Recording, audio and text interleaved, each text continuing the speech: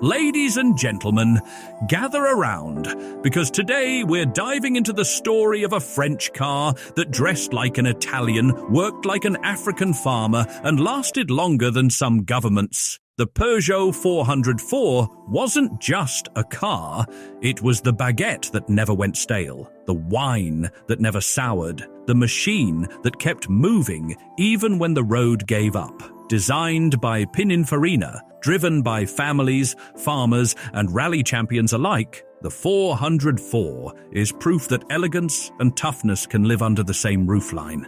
But before we roll further, a quick merci to all of you legends supporting Cargore. Without you, I'd probably be narrating parking ticket instructions for a living. So, if you haven't already, subscribe! It's like owning a Peugeot 404. Reliable, timeless, and the best decision you'll ever make for long journeys. Picture it, 1965. Europe was rebuilding confidence, Charles de Gaulle was shaping France's future, and the roads were filling with Beetles, Fiats, and Opels. But Peugeot wanted something different. A car that wasn't just for the city boulevards, but could also handle rough roads, long journeys, and the kind of punishment French wine never forgives. Imagine today's SUVs promising adventure. The 404 actually delivered it. Introduced in 1960, the 404 was styled by Pininfarina, the same design house that clothed Ferraris.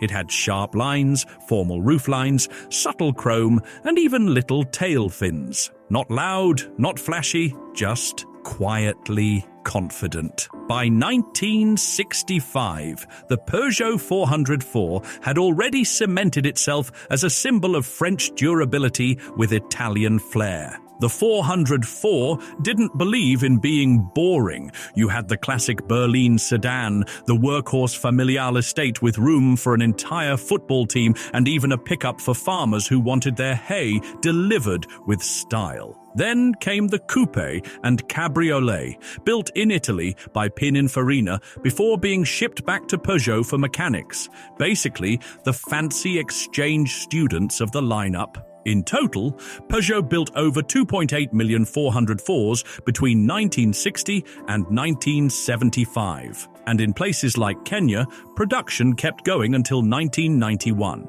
Yes, while boy bands came and went, the 404 just kept driving. In France and across Europe, the 404 was a middle-class dream car. But its real legacy was overseas. In Africa and Latin America, this car became nearly immortal. It ran as taxis, rallied across deserts, and survived potholes that would send a modern SUV crying to its dealership. The 404 didn't really fall. It simply passed the baton to the Peugeot 504 in the mid-70s. But even then, many drivers stuck with their trusty 404s because why replace a car that just won't die? Now let's peek under that long hood.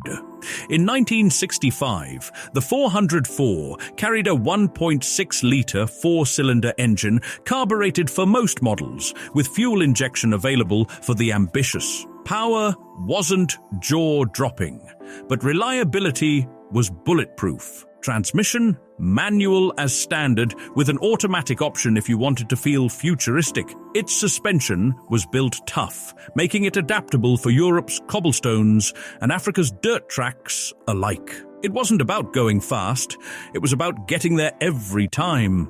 This car had style that whispered instead of shouted, angular body, chrome trim, formal roofline, and that understated grille. Inside, big, soft seats that felt like grandma's living room furniture, a wide steering wheel that made every driver feel like a ship captain, and a dashboard simple enough to fix with a butter knife. Elegant, practical, and just a little glamorous when polished on a Sunday afternoon. Back in 1965, a Peugeot 404 sedan cost around 11,000 French francs, roughly $2,200 at the time, or about $22,000 today. It was a solid investment compared to the Fiat 1500 Opel Rekord or the trusty VW Beetle. The 404 wasn't the cheapest, but it was the most balanced, like buying shoes that weren't flashy sneakers or stiff dress shoes, but that one pair you could wear everywhere. Today, the 404 enjoys cult status. The sedans and pickups can still be spotted in Africa, soldiering on as taxis.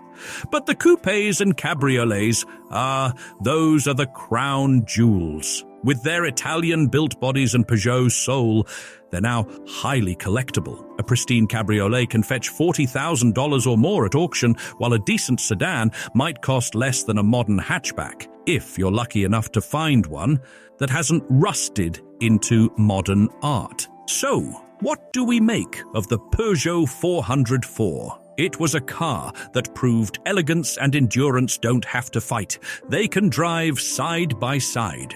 From French boulevards to African deserts, from family road trips to rally victories, the 404 earned its place in history not by shouting, but by quietly lasting. And as we park this story, remember, you and the Peugeot 404 share something in common. You're both legends for lasting this long. So before you dash off to eBay searching for a forgotten Peugeot cabriolet, subscribe to Car Gore. Tap it like you're closing the heavy chrome door of a 404. Solid, stylish, and deeply satisfying. Until next time, may your rust stay minimal, your spark plugs stay lively, and your drives be as smooth as a Peugeot 404's chrome trim.